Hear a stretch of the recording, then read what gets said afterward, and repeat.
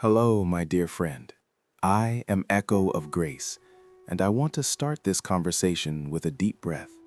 Just breathe with me for a second. I know how much pressure you are under right now. I know that maybe, just maybe, the weight of the season is crushing the very joy it promised to deliver. We see the lights, we hear the carols, and we look at our own hearts and wonder why the peace isn't landing. We feel shame because we are supposed to be happy, but instead we are juggling debt, family expectations, and the ghosts of Christmases past. Trust me, I know that feeling. I have been there, crying on the kitchen floor at 2 a.m., thinking that God must have forgotten the meaning of good news for my life in particular. It feels like everyone else got the memo on joy, and you were left holding the receipt for the chaos. But there is a specific, powerful promise in the Christmas story that we often skip right past, focusing only on the manger scene. It's what the angel said in Luke 2:10. Behold, I bring you good tidings of great joy, which shall be to all people. That phrase, great joy, is not accidental. It's a divine promise, but sometimes we treat joy like a gift we just wait for someone to hand us. The truth is, joy needs a space to land, and most of our hearts are too cluttered right now. Think of your soul as your living room.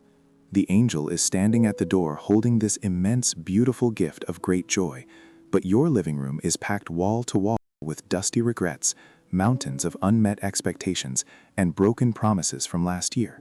There is simply no room for the gift to be set down. The Great Joy Prayer is not just asking for happiness.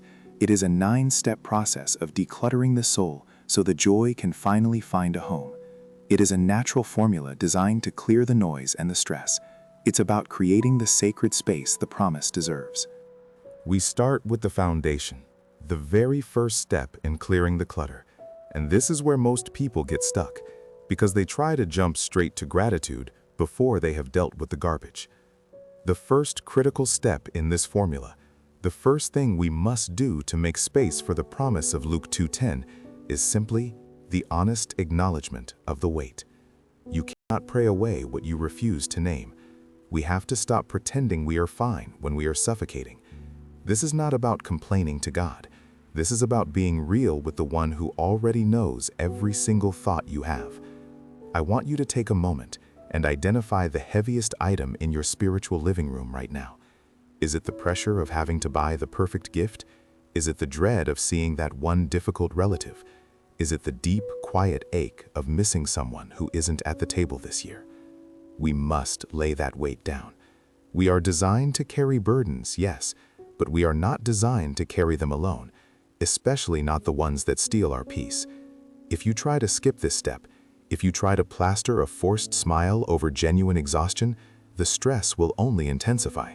The joy will feel fake. So the first movement of this powerful prayer is simply saying, God, I am tired. I am stressed about the money. I am worried about the argument coming.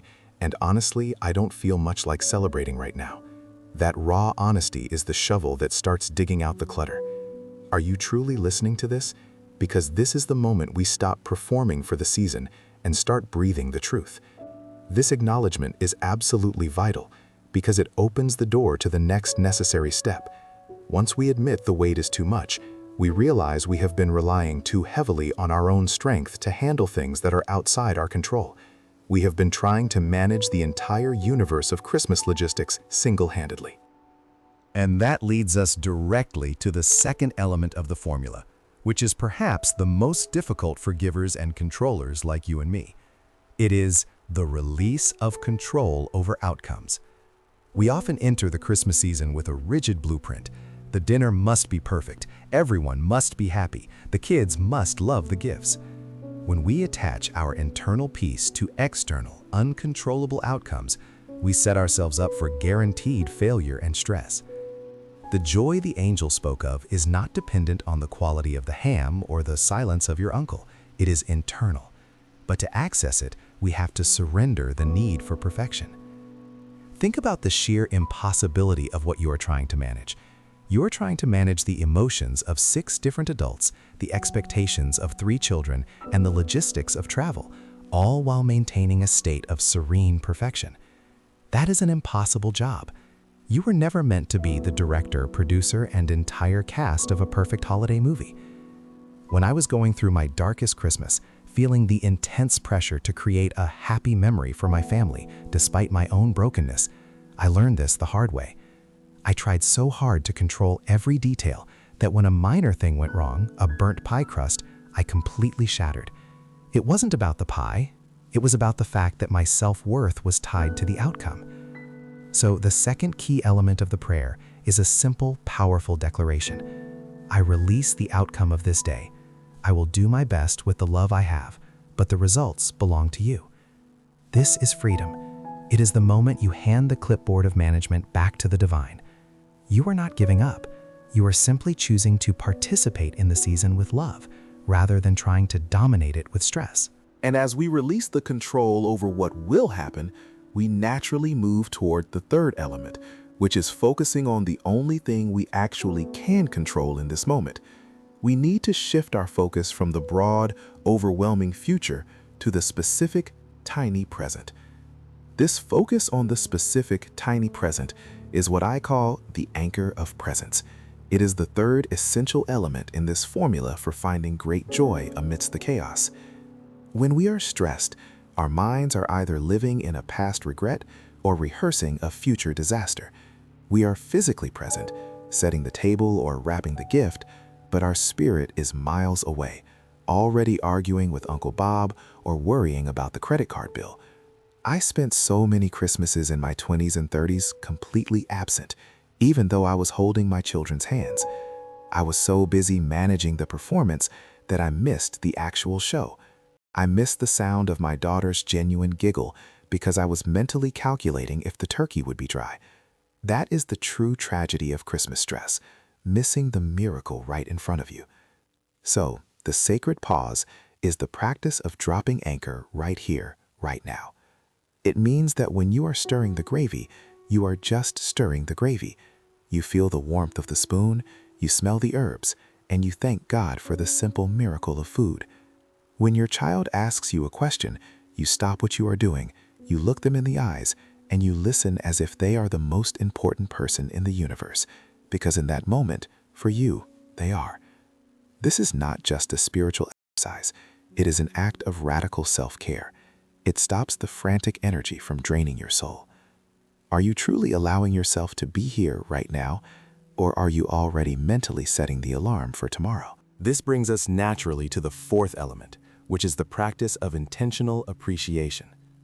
The 9+ formula implies that once we release control and anchor ourselves in the present, something more begins to overflow. That overflow is gratitude, but not the superficial kind. It's not about forcing yourself to feel happy about the huge pile of presents. It's about recognizing the small, irrefutable evidence of grace that surrounds you. When I was in my darkest period, struggling just to get out of bed in December, I couldn't be grateful for the big things. I couldn't thank God for a perfect family or a huge house because my life felt broken. But I could be grateful for the warmth of the coffee cup in my hands. I could be grateful for the fact that the sun rose that morning. I could be grateful that my lungs were still drawing breath without conscious effort. This is the deeper meaning of appreciation, acknowledging the tiny miracles that keep the world turning, even when your personal world feels tilted.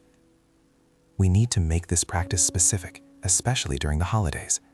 Take one moment every hour and name one thing you are grateful for that is not related to the success of the day. Acknowledge the person who smiled at you, the comfortable chair, the fact that the car started. This shift in perspective is incredibly powerful because stress thrives in scarcity and fear, while gratitude thrives in abundance and peace. This changes everything.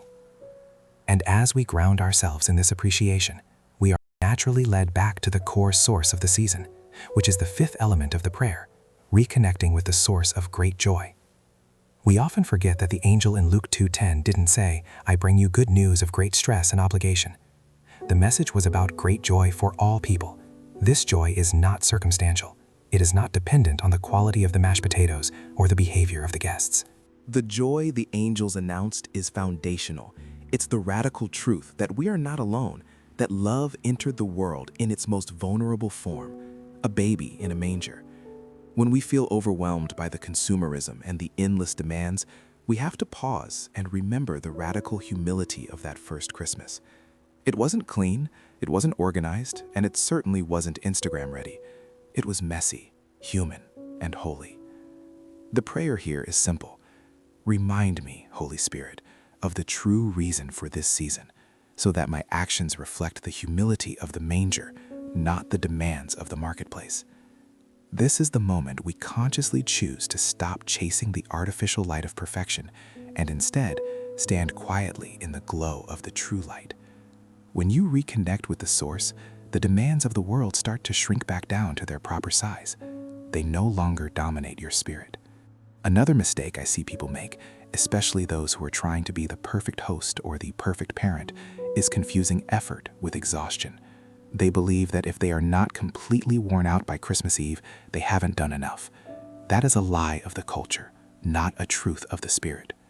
Therefore, the sixth element is the sacred boundary of rest. We need to pray for the wisdom and the strength to say no to the things that diminish our peace. When you are running on empty, you cannot pour love into anyone else. You are just sharing your anxiety. I had to learn this the hard way, thinking I could survive on 4 hours of sleep for a week straight just to get everything done. All I achieved was a short temper and a deep resentment for the holiday I claimed to love. Your prayer here is, I will honor my body as a temple of the living God. I will find spaces for quiet and rest, even if it's just 5 minutes hidden in the pantry, so that my presence is a gift of peace, not a burden of fatigue. This is not selfish. It is essential. If you feel the urge to push through exhaustion, stop. Take a deep breath. You are not a machine.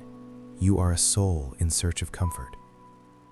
And this sacred boundary of rest leads us directly into the seventh element, which is the intentional practice of forgiveness, especially self-forgiveness. We are going to mess up. Someone is going to say the wrong thing, or you are going to burn the cookies. When that happens, the critical voice inside our head can be louder and crueler than any external critic. It tells us we failed, that we are not good enough, and that we ruined Christmas. I know that voice intimately. It used to whisper to me that if my house wasn't perfect, I wasn't worthy of love. That voice kept me trapped for years. But the message of the great joy is a message of infinite grace. If God can forgive the world, surely you can extend that same compassion to yourself for a minor culinary mistake or a moment of impatience. The prayer is, I release myself from the burden of perfection. I accept the grace that is freely given, and I extend that same grace to myself and to everyone around me.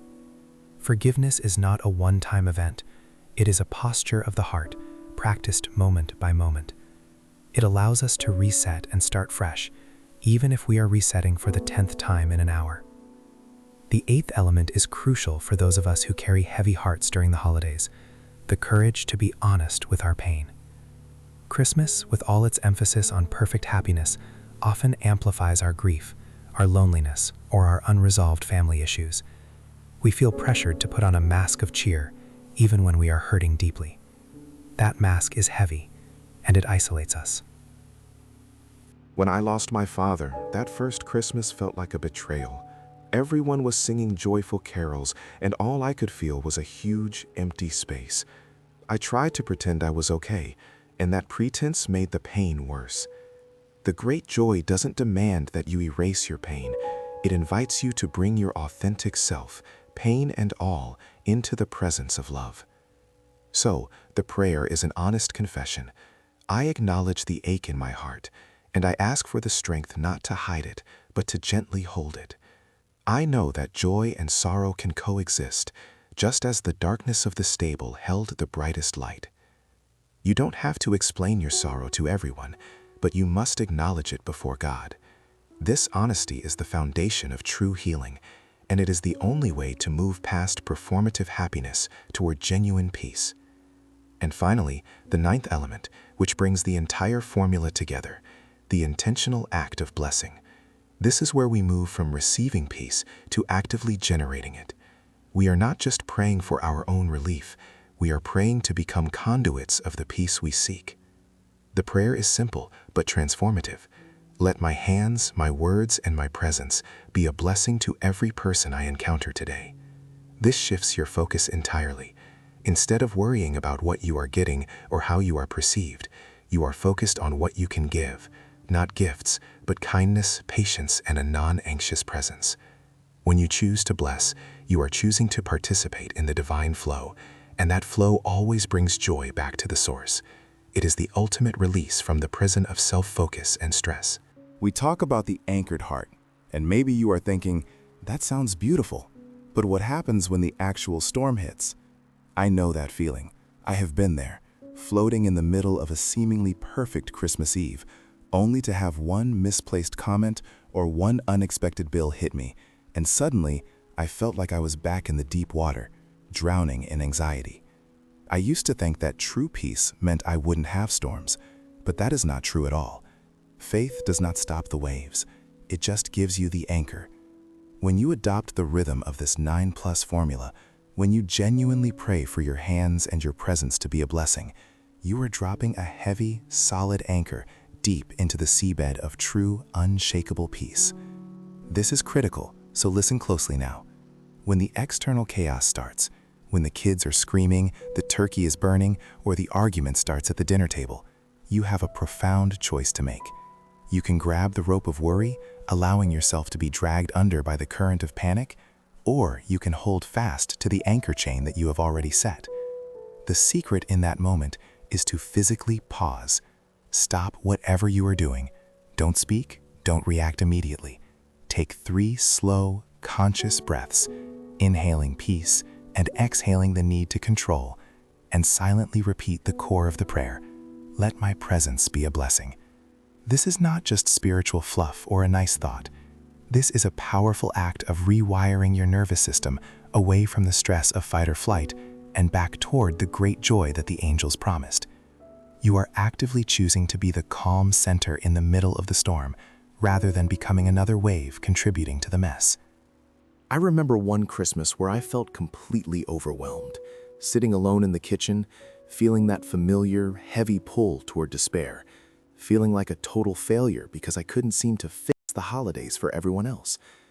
I wanted to run, to hide, or just disappear. I felt truly alone, like God had forgotten me in the middle of all the tinsel and pressure and forced cheer. I know that feeling of isolation. I have cried those tears. But in that moment, I chose the anchor chain.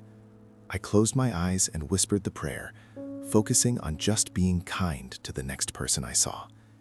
And in that quiet moment, the great joy that Luke speaks of was not a loud celebratory party.